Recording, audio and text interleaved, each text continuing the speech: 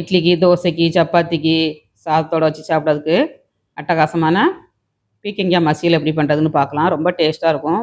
இது வந்து எங்கள் தோட்டத்தில் நாங்கள் போட்டிருப்போங்க. நான் சின்ன பிள்ளையா இருக்கும்போது எங்கள் தோட்டத்தில் போட்டிருந்தோம். அப்போ நாங்கள் பிஞ்சு காயை அப்படியே பறித்து சாப்பிடுவோங்க. விளைய விட மாட்டோம். பிஞ்சு எங்கன்னா வருதுங்கிறத பார்த்து பூ பறிக்க மாட்டோம். பூ பறிக்காமல் இதை தான் பறித்து பறித்து சாப்பிட்டு கிடப்போம். ரொம்ப நல்லாயிருக்கும் பிஞ்சு வந்து சாப்பிட்றதுக்கு. இப்போ யாருமே பீக்கங்காவே வாங்கி சாப்பிட மாட்டாங்க. நிறைய மருத்துவ குணம் இருக்குது. இதோட ஃபுல் வீடியோ வந்துருச்சு பாருங்கள். டேஸ்ட் ரொம்ப நல்லாயிருக்கும். பீக்கங்காய் வந்து சாப்பிட்றதுக்கு, சப்பாத்தியோட வச்சு சாப்பிட்றதுக்கு, சும்மாவே நம்ம அப்படியே சாப்பிடலாம். அந்த அளவுக்கு டேஸ்ட்டாக இருக்கும். நாங்கள் காலையில் பூ பறிக்க போவோங்க அந்த தோட்டத்துக்கு. காலைல 5 மணிக்கே எழுந்துச்சி பூ பறிக்க போனோம். தோட்டமும் ரொம்ப தள்ளி இருக்கும். அப்போ எங்கள் அம்மா ஆத்தங்கரை ஓரமாக போகும்போது எங்கள் அம்மா சேலையை இழுத்து மூடிட்டு தான் போவோங்க. முந்தானியை பிடிச்சி நான் ஒரு பக்கம் என் தம்பி ஒரு பக்கம் பிடிச்சி இழுத்து அப்படியே மூடிட்டு போவோங்க.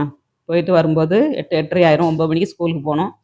அதுக்குள்ளே பூ பறித்து முடிச்சுட்டு நாங்கள் வரும்போதே ஆற்றுல குளிச்சுட்டு வந்துடுவோம். குளிச்சுட்டு வரும்போது ஈரமாக இருக்கும். எங்கள் அக்கா வந்தோடனே அடிக்கும். தலையில் 2 கொட்டு கொட்டும் தலை கட்டுறதுக்கு ஈரமாக இருந்துன்னா. என் தலையோட குளிச்சேன்ட்டு. ஆற்றுல குதிச்சு தலையோட குளிச்சுட்டு வந்துடுவோம். சோப்பும் போட மாட்டோம், ஒன்றும் போட மாட்டோம். அப்படியே முங்கிட்டு வந்துடுவோங்க. நேரம் ஆயிட்டுனா தலை கட்ட முடியாதுன்னு அக்கா ஏசுவாங்க. 2 கொட்டு கொட்டிட்டு தான் தலை கட்டும். அப்படியெல்லாம் நாங்கள் இந்த காயை பறித்து சாப்பிட்டாங்க. அந்த பீக்கங்காய்க்கு ஒரு கதையே இருக்குது சொல்லப்போனால். ரொம்ப நல்லாயிருக்கும் பீக்கங்காய் வந்து சாப்பிட்றதுக்கு. நாங்கள் சின்ன பிள்ளையில நிறைய சாப்பிட்ருக்கோம். நீங்கள் சாப்பிட்ருக்கீங்களான்னு கமெண்ட்ஸ் பண்ணுங்கங்க.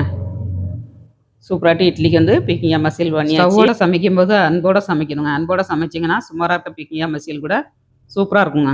கரெக்டு தானே? வீடியோ பிடிச்சிருந்தா லைக் பண்ணுங்கள். பாய்.